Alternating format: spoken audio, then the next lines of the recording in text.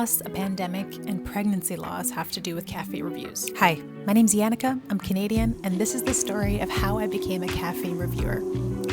But before we get into it, I just want to ask for a teeny tiny little favor. I just ask that you subscribe, press that little subscribe button. I think it says join. Just when you click it, what happens is that it encourages me, but also it gives me a little bit of fuel to make better videos and keep going and study editing and just get better. So thank you so much for those who have subscribed, and I ask you to please subscribe before we continue. Appreciate you. Thank you. In all seriousness though, I just want to warn my ladies and even the gentlemen that this video does include mentions of baby loss, pregnancy loss. So if that makes you uncomfortable, I encourage you to skip this video.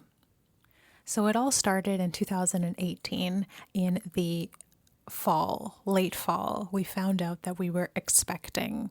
I still remember the day I was on the bus going to work, and I remember distinctly my body told me I was pregnant. I don't know how to explain it. Every woman knows the feeling of, hey, something might be up, but for some reason, when you are pregnant, you just know it. So that's exactly what happened to me. I had obviously missed my period and had some kind of I call it bubbles. I kept feeling bubbles in my stomach and my uterus. Okay, because that's where babies grow. And I remember texting my husband at like 7 a.m. when I was on the bus, and I said, I'm pregnant. I haven't taken the test yet, but I know. Anyways, so yeah, we were having a baby. We did all the things. So we registered for parental classes, we made lists, thought about where to put the crib, we thought about names, followed the app to see how big she was. It was a girl. I never thought I would be a mother. Ever since I was younger, I knew that I would probably not be the kind of woman who yearned for children, but I knew that I loved children, and that if I did somehow have a child, that I would just love them and I wouldn't have a problem with it. So when we found out that we were pregnant, I was really happy. I was not upset in any way. It was a shock, don't get me wrong. But we kind of fell into it gracefully. And I remember those months being a very happy time. Fast forward to 2019 and the 20th week checkup. For most women, I'm not sure if it's the same, but in Canada anyway, I think in most of the, I have no idea. I don't know what I'm talking about. But at the 20-week point, we do the full anatomy scan. So that means that they scan to check the baby's size and measurements and kind of check to see that everything is developing properly. So I went to my regular clinic, and that day my husband was able to make it, and we enjoyed the ultrasound. She was moving around. She looked cute. I don't know how we think they look cute on ultrasound, but somehow we do. And the lady was busily taking pictures and doing her thing. You know, it's kind of hard to tell when things are not normal because they can't tell you anything. They are not allowed to tell you anything. Their job is to take images, really good images, and provide them to the doctor. So I walked out of there completely not thinking anything was wrong. And the very next day, we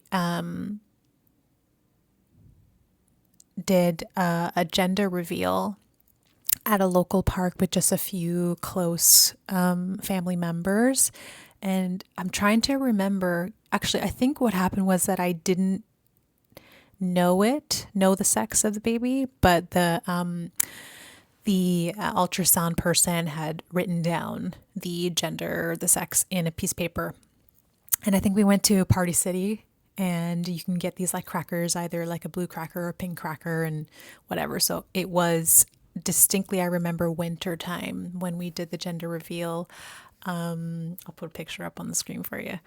And yeah, beautiful pink fuchsia cloud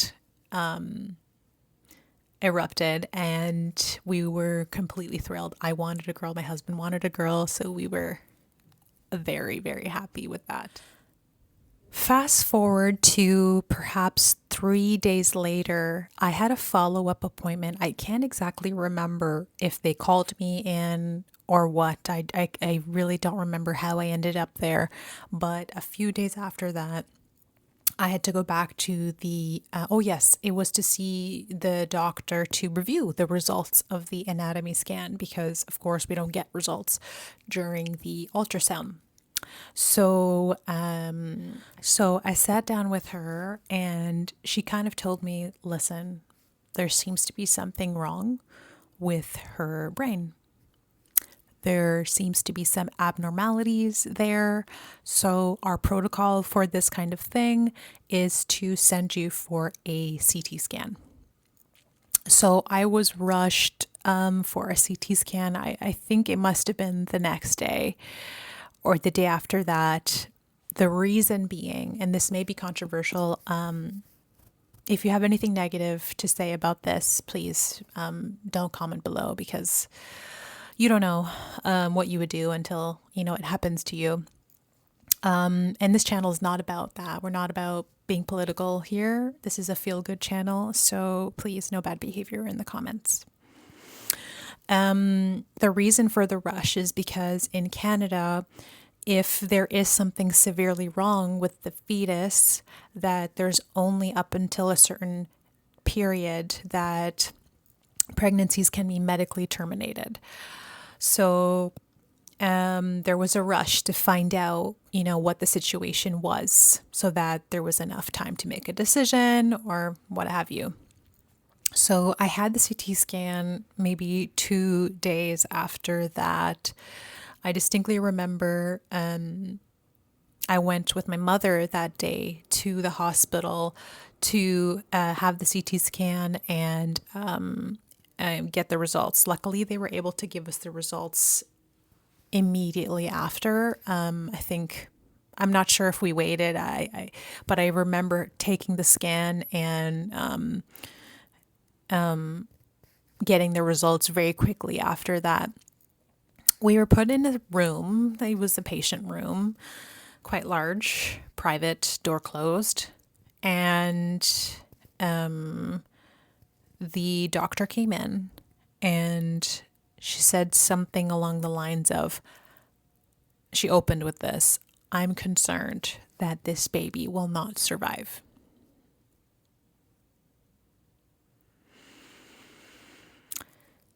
Up until that point, it hadn't hit me that whatever was weird was severe. I wasn't worried, if my baby would have Down syndrome or slight developmental delay or anything like that. I was completely prepared to love my child. But what I learned that day was that my baby had several abnormalities in the brain, underdevelopment, some very malignant growths, missing organs, and the prognosis was that she would either pass away in utero during the pregnancy, before term, or during labor, or shortly after labor being born. So yeah, I'm able to talk about it now because I think I cried all my tears in 2019 and 2020. I can't even tell you how much I cried. I didn't know actually that a person could cry that much.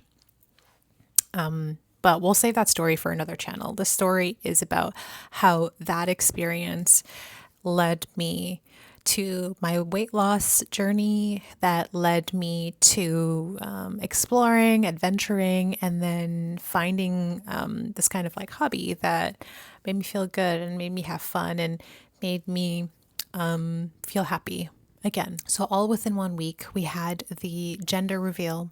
I had a CT scan. I got very, very bad news. And on top of that, had to make my decision as to what to do with the pregnancy. And I think I had maybe 3 days to decide. That was the most intense week probably ever. I'm not the only woman on the planet. I know there's lots of women who have also experienced this in varying degrees and other kind of versions. And I was lucky enough to meet a lot of women during my healing journey who helped me a lot. So I know that I'm not alone in this experience. It's a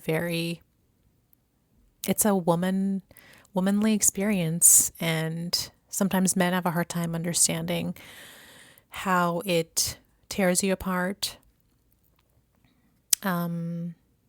But somehow you end up 5 years later able to talk about it and not shed a tear. And I think that's just a testament to being open and letting yourself feel, letting yourself go through the process instead of around it, over it, under it, whatever.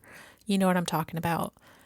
Those days where you don't want to cry, the sooner you cry those tears, the sooner you'll get to the other side. So my advice to anyone who's going through that is just to let yourself feel, let yourself talk about it, let yourself experience what's happening for real.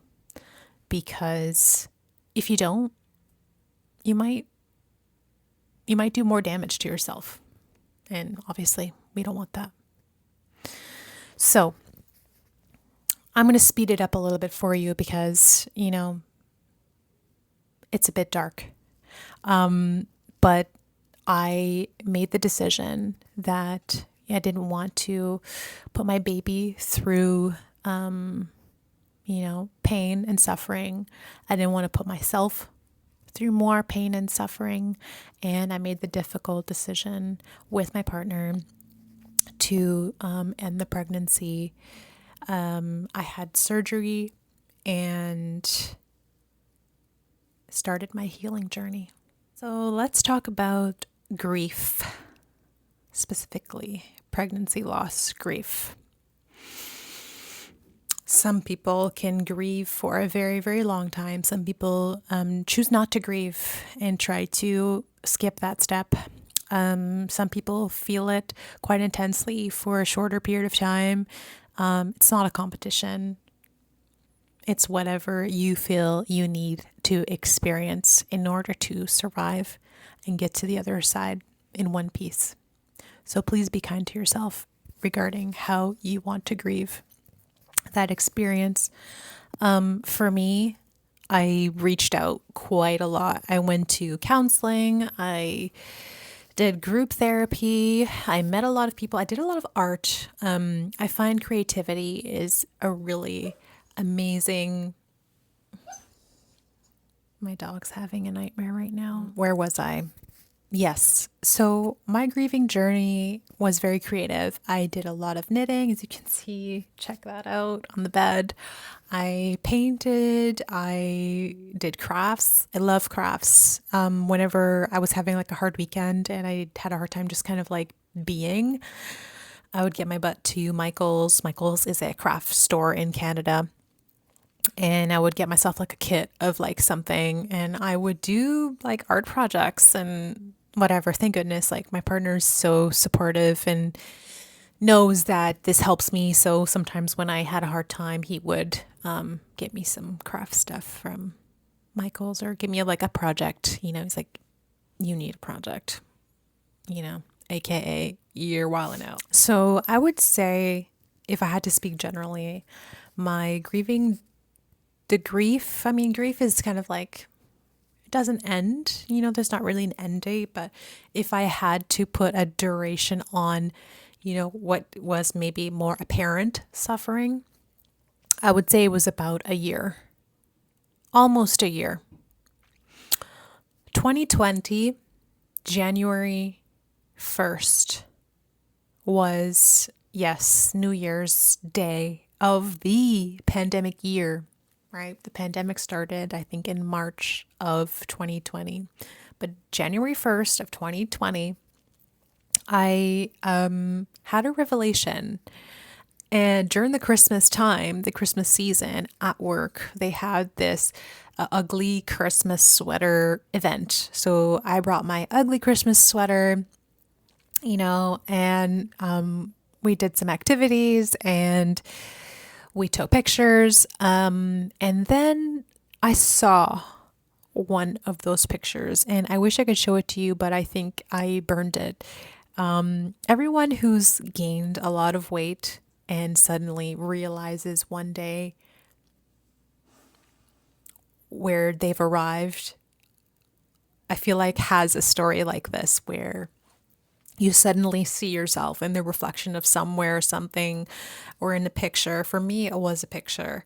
I saw a picture of myself and I never really understood what people meant when they say or said I didn't recognize myself, but now I do.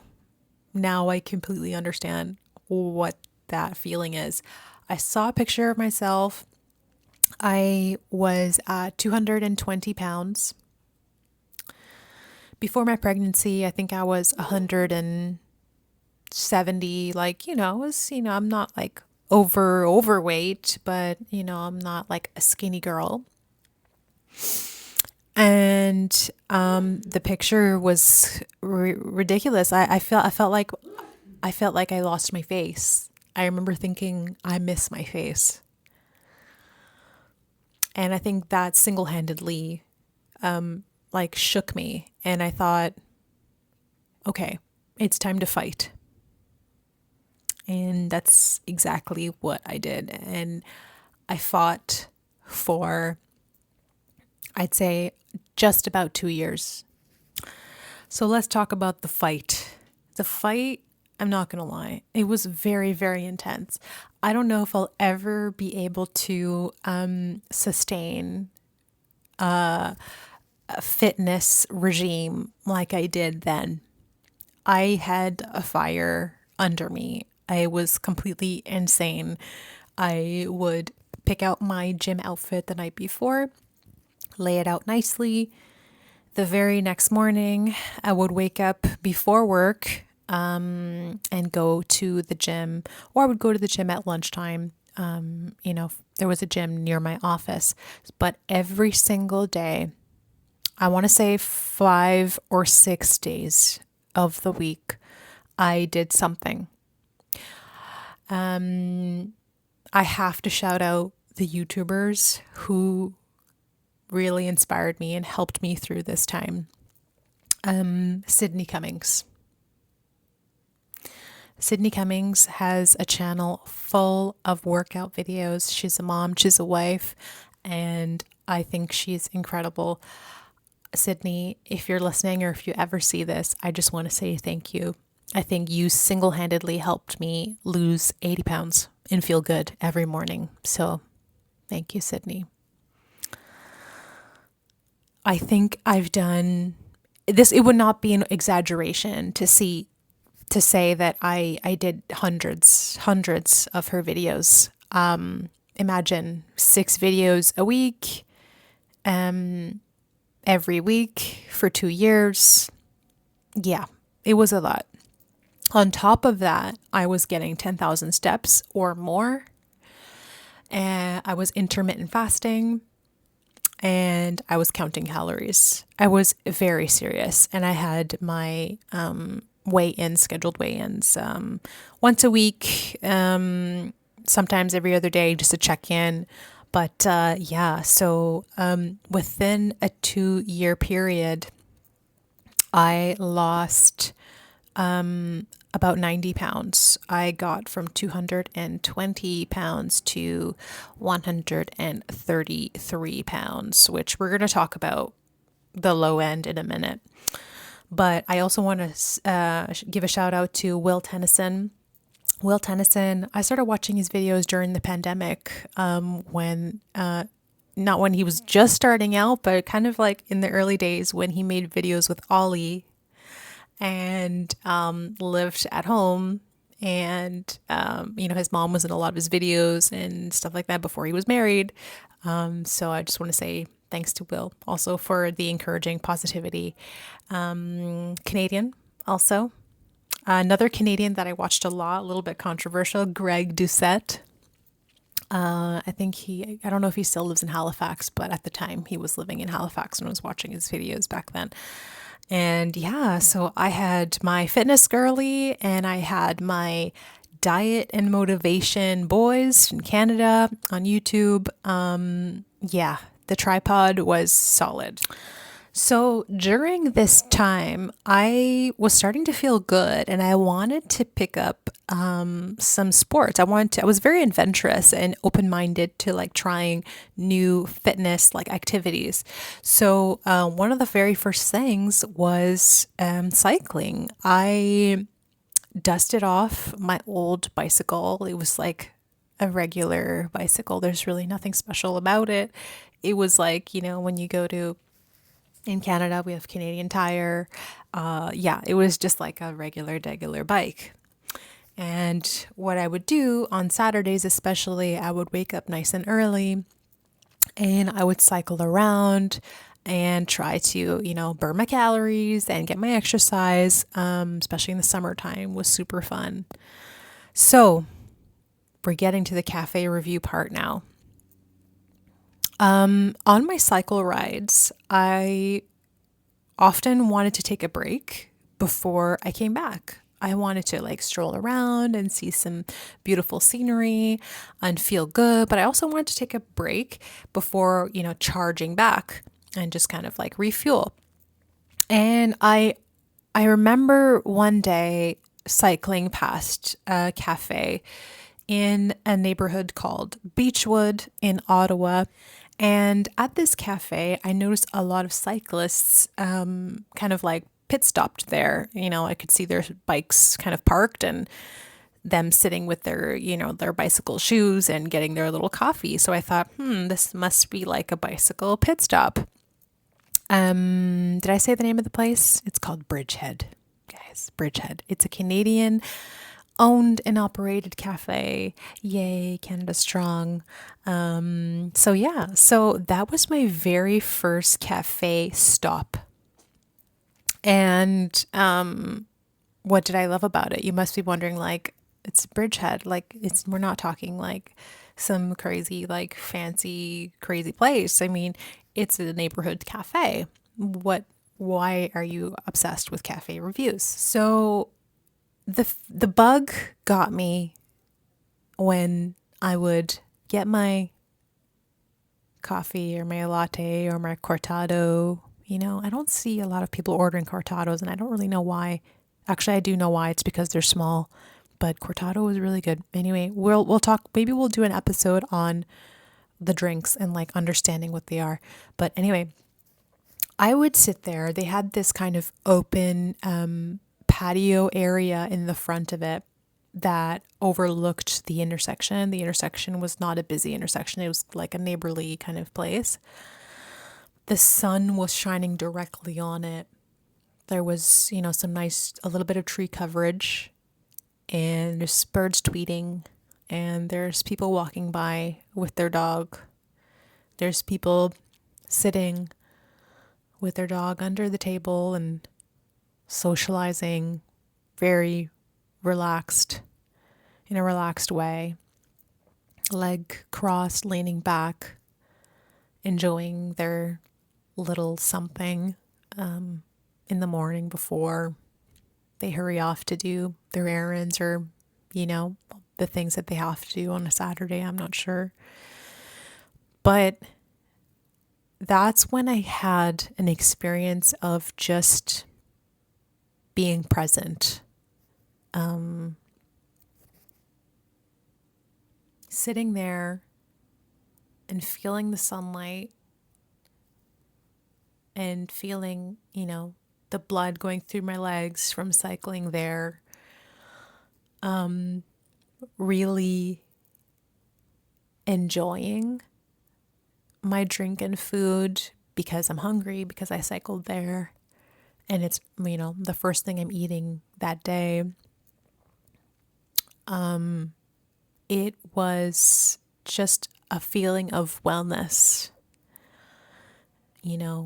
I'm not looking at my phone. I'm not scrolling.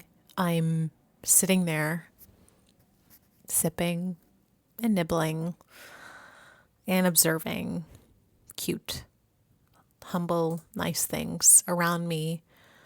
You can't feel stressed in an environment like that. It was peace. And I know you might be thinking that I'm over dramatizing this, but that feeling, like maybe for you it's when you sit on a beach and you look at a sunset or whatever else, but in that moment I felt it. I felt well. And that's when I started appreciating, or I should say purposefully seeking moments like that. So for a while, I kept going to that cafe, and then I decided, you know what? Let's check out other ones. Let's see if I can get this feeling at another place. So every other week, I would kind of Google a cafe, and I would go there, and I would kind of sit in, again, not on my phone. I would just be enjoying what I'm consuming, enjoying and absorbing the atmosphere, the environment, appreciating the kind service, if there was some, and reflecting on what that little moment of self-care provided me. And it provided me a lot.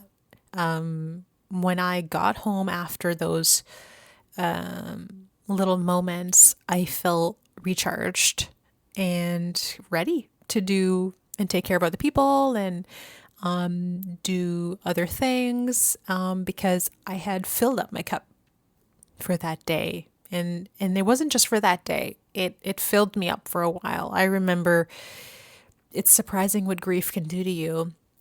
But I remember when I kind of started to come out the other side and, having these little moments that my joy, my feelings of joy were really amplified during that time period of coming out and kind of like re-feeling the light again.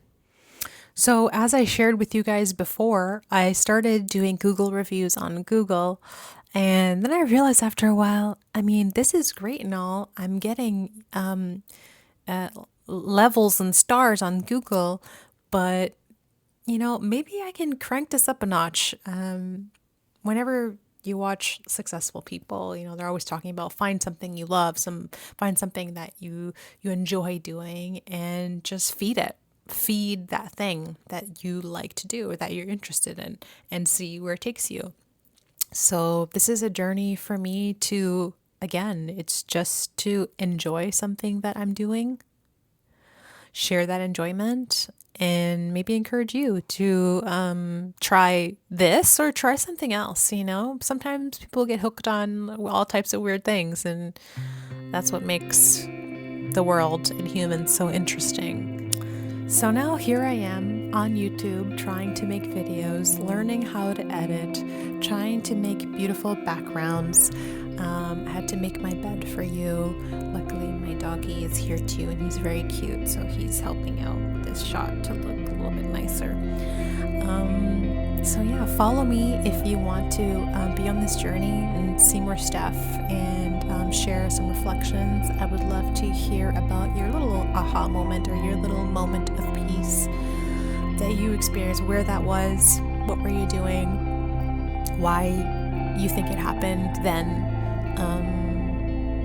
please share in the comment. And I encourage you to share this video, and please subscribe to show your support. Thank you for listening. Take care of yourself. Be present. And I'll see you in the next one.